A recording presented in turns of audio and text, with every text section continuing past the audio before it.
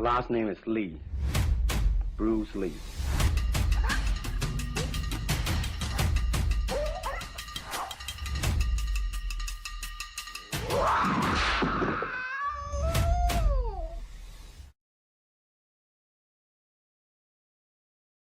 Bruce Lee el nunchaku.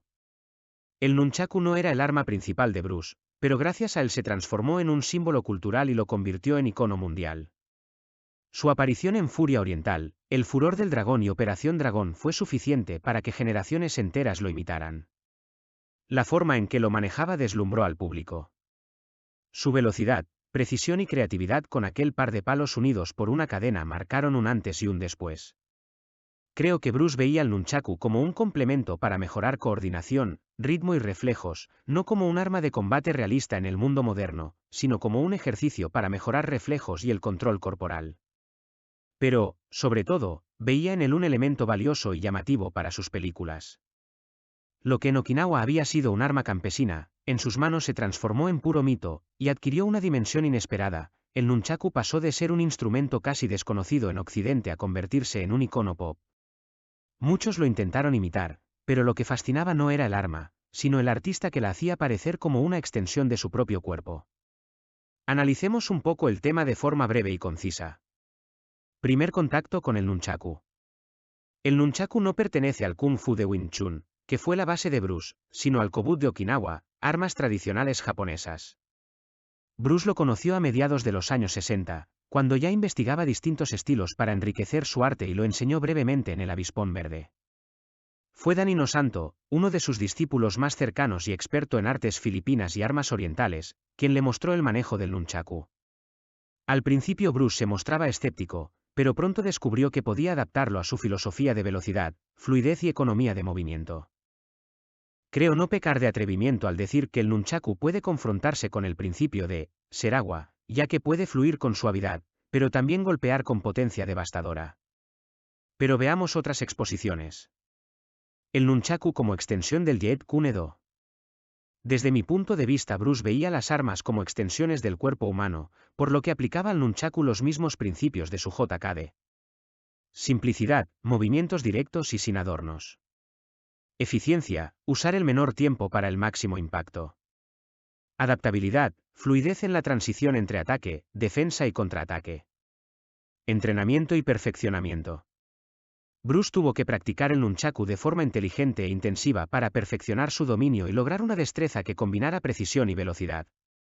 Este entrenamiento tuvo que integrar golpes de impacto contra sacos pesados y dianas para medir potencia. Movimientos, rectos, diagonales, circulares y fluidos, entrenando coordinación y control. Cambios de mano y giros para mejorar reflejos. Uso con sparring, no solo como exhibición. Hablar a estas alturas del nunchaku en relación a las películas de Bruce se antoja una necedad, pero se vuelve ineludible. No obstante, tan solo referenciaré lo que ya sabemos. Furia Oriental. Primera incursión de Bruce en el tema de esta arma para la pantalla grande. La escena en el gimnasio japonés destaca por la mórbida exposición, áspera y sin contemplaciones. Golpea de forma directa, pues los atacantes son muchos. Aunque a algunos les queda la duda sobre la efectividad de tirarse al suelo para golpear las piernas de los adversarios. El furor del dragón. Más espectacular, busca la plasticidad. Por ello nos ofrece exhibiciones con dos nunchakus, diferentes tipos de guardia y movimientos de ataque. Aquí Bruce consolidó su imagen como experto en el manejo del arma. Operación Dragón. El nunchaku en esta película no tiene el protagonismo de la anterior, y busca más el lado exhibicionista. Sin embargo, fue la primera vez que millones de espectadores vieron el nunchaku en la gran pantalla y creó un furor por el manejo de esta arma. Juego con la muerte. Hasta el final Bruce siguió mostrando esta arma en sus películas, y en el combate en el Salón del Dragón con Dan Inosanto es todo un recital del arte de manejar el nunchaku. No falta nada, exhibición, guardias, ataques diversos, moverse con el arma, usarla como una extensión del propio cuerpo, etc. Todo esto nos hace ver la vinculación de Bruce con el nunchaku, al que desde siempre vio las posibilidades que podía ofrecer en pantalla. Desde luego el cine lo inmortalizó con esta arma, que asociamos automáticamente con él. Tras sus películas, el nunchaku se popularizó de manera masiva en Occidente, y durante los años 70 y 80, muchos jóvenes intentaban imitar a Bruce Lee con nunchakus caseros de madera o goma. Yo viví ese furor, que en algunos países como Reino Unido, Alemania o Australia terminó con la prohibición del arma, incluso en exhibiciones cinematográficas, quizá por temor a que se volviera peligrosa en manos inexpertas. Desde luego el arma se volvió tan icónica que inspiró a generaciones de practicantes y popularizó el estudio de armas orientales.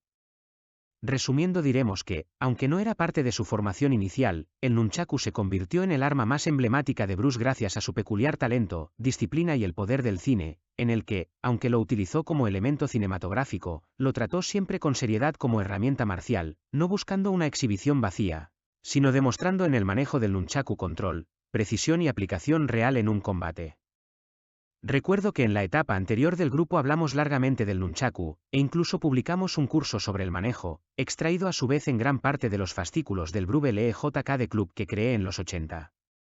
Y es que Bruce y el nunchaku siempre estarán asociados, perviviendo en satisfactoria simbiosis.